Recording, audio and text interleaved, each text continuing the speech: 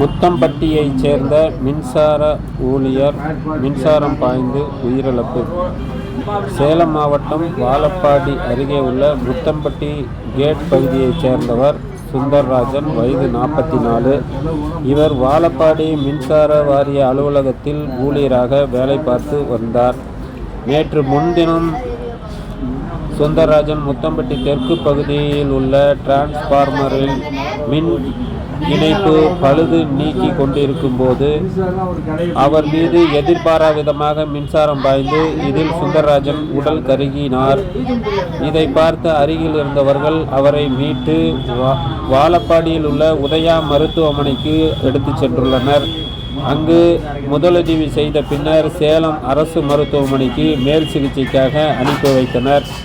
2 நாள் சிகிச்சையில் தீவிர சிகிச்சையில் இருந்த சுந்தர்ராஜன் இன்று 23ஆம் தேதி காலை சிகிச்சை பலனின்றி உயிரிழந்தார்.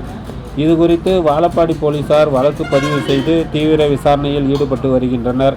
மேலும் உடலை பிரேத பரிசோதனை செய்து வாழப்பாடி அருகே உள்ள முத்தம்பட்டி கேட் பகுதியில் உள்ள அவர் இல்லத்தில் கொண்டு வந்து அங்கு உறவினர்கள் நிர்வாகிகள் திரண்டு அவருக்கு இறுதி அஞ்சலி செய்தனர்.